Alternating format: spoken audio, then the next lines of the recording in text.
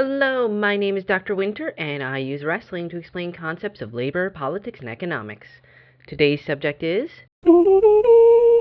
title inflation. What is title inflation? Well, it's exactly what it sounds like.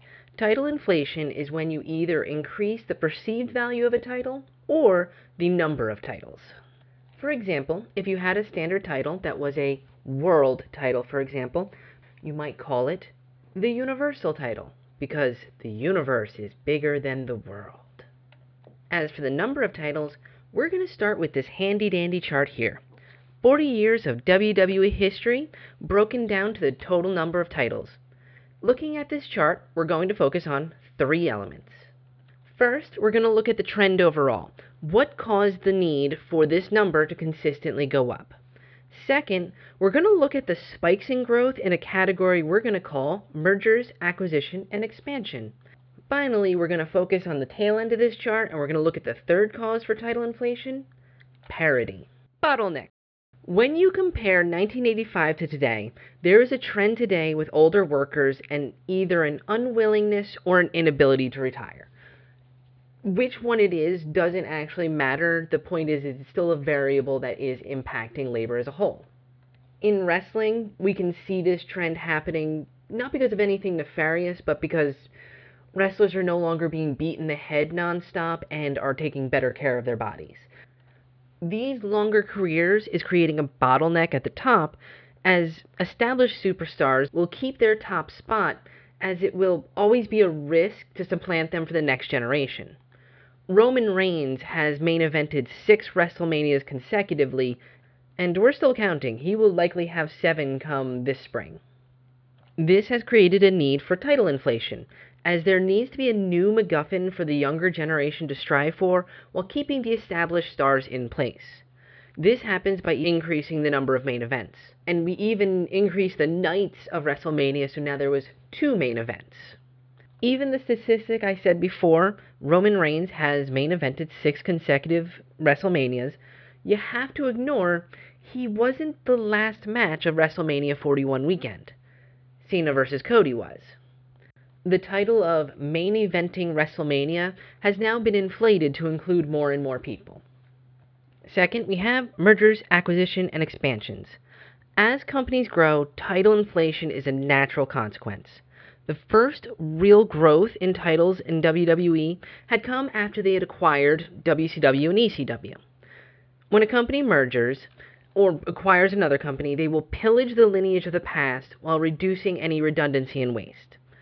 The World Heavyweight title from WCW was kept, then absorbed, then reintroduced, then absorbed, there's a cycle with that title. Increased roster size and expansion of territory meant the need for increased titles to chase. The third and most vital factor is parity. If you look at the tail end of this chart, where all of a sudden titles start at a relatively small number and then explode to the end, this is due to parity. Have you ever watched NXT? Have you ever watched the women of NXT? It's a treat. I love everything about the women of NXT and have for a really long time. The women of WWE are amazing. Asuka isn't on the Mount Rushmore status for women. She belongs up there on any list. In 3 charts, I'll show you how parity requires title inflation. First, our baseline chart. On this chart, on the vertical axes, we have a ratio of wrestlers per title.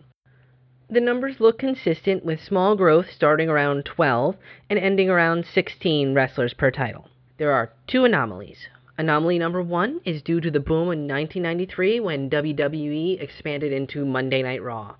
Anomaly 2, that's due to the dissolving of ECW and the increase in roster, but before NXT had started and brought in the NXT titles. Our second chart is just the men.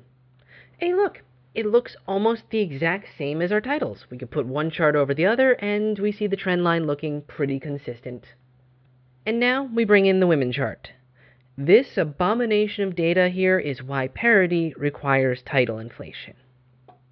In the early years, there wasn't a roster. Some years, there wasn't even a title. As the roster expanded, but without titles, it wasn't really women's wrestling.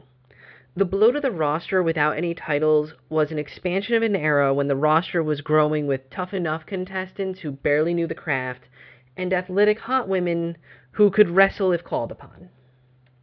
Finally, we turn the page in 2013. With the introduction of NXT and the NXT Women's Championship, we saw the trend shift towards parity, and slowly we see normalization. After the NXT title, we got a whole new slew of titles. Most importantly, the first tag belts in decades. And then we added some mid-card titles for each of the brands. But here's what's most vital. Look at these three graphs. The men, the women, the total. After title inflation, all three are now hovering pretty consistently around 15 to 16 wrestlers per title. That's 15 or 16 in the men, 15 to 16 in the women. The title inflation paired with an outsized growth in the outside group resulted in parity. You see, title inflation isn't good or bad. It simply is. But you need to understand it in order to embrace the good and protect yourself from the bad. From a consumer's perspective, the audience is more likely to be able to see their favorite wrestler get a bump. Yay! But the audience is also going to have less certainty about what each belt means and which belt ranks where, and a newer audience is going to have an issue being able to easily assess what wrestler is actually important. Which belt is higher, the World or the Universal? Raw or SmackDown? 24/7 or Hardcore? An audience member who's new to the craft isn't going to have any idea what those words I said were, except that the Universal title should be the biggest, right? I mean, it's the universe. From an employee's perspective, there's now more to strive for, as the economics of the job become less of a winner-takes-all mentality. Smaller rungs, smaller steps, and more steps to take means the individual who may not have ever seen themselves as a world champion does still have something they can strive for. At the same time, though, those who are striving for higher, those who want to be the big guy on the big card and everything, may be asked to settle for something just as good. If your goal in life is to main event WrestleMania and your boss says you're co-main eventing it and it's not the last match of the night, this is the con of title inflation. From an employer's perspective, title inflation gives a lower risk proving grounds. Giving someone a chance at being the assistant to the assistant manager is much easier than giving them a chance as a store manager. This is the same with mid-card titles. Chasing a title is a different skill than holding a title. Very often, someone who is great at one isn't great at the other. I myself personally am an example of this. I'm amazing at doing the work. I am lousy at management. Promoting me to management would be an act of Peter's Principle sabotage. Peter's Principle, episode soon to come. Whenever you evaluate a concept in labor, there is a recognition that in the near future, all of these terms will shift. AI isn't going to change the concepts, but they are going to add fuel to it. When AI is introduced as a means of cutting labor, titles will be flattened. Since the difference in task between similar titles is minimal, there will be an assumption, which will be correct often enough but not always, that with AI, the junior employee will be able to produce at a senior level. There will also be an even bigger spike in title inflation, but this will be paired with the reduction of titles. Remember that 15-to-1 ratio that is pretty much a standard for wrestlers? Reduce the wrestlers, you reduce the titles. But you still need to keep critical talent, so in response, you'll start to see transformations of things like senior strategist becoming senior AI strategist of the AI division of AI integration. See, because if you put AI into it a bunch, the title gets inflated. It's just a universal fact. Okay, that's the last one. I promise not to make fun of the universal title anymore. Even those who aren't in management will be expected to take on more responsibility for less money. Their reward does still need to come, and it'll come in a fancier title on the resume to make it so the next person is supposed to pay for the skills you learned today. As titles replace compensation, we'll see increased job hopping with the hopes of turning that title into compensation.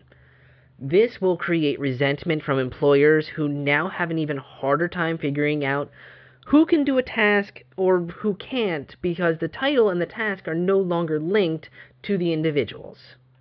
Much of this we're already seeing today, but again, AI doesn't change what we do, it changes the scale and the speed of how we do it. Title inflation is necessary for growth. It's a labor management tool that solves real constraints caused by mergers, long careers, and parity goals, but it carries trade offs. Take the lessons from WWE and how to do title inflation right, as it's not a matter of more or less, but rather a matter of consistency. It's not an accident that after a parity has been achieved, the women's roster and the men's roster have the same wrestler to title ratio. MacGuffins, which are the true heart of growth. I can't tell you the current tag team champions, but I can tell you all about this time when Maxine Dupree won her Letterman jacket. Titles in WWE and your career, they are only as valuable as the consumer, the employee, and the employer all agree they are. Titles are kayfabe. And that's it for today's lesson. If you enjoyed today's lesson, please be sure to check out Overton on Steam. It's my exploration of the art of kayfabe through a choose-your-own-adventure story unlike anything you've ever seen before. It's 3D printed, completely practical effect, filled with so much lore you'll forget the entire game is stickers, paper, and plastic. You'll also hear from some of your favorite YouTubers along the way. For those of you who are wrestling fans, I've got V and Fuso.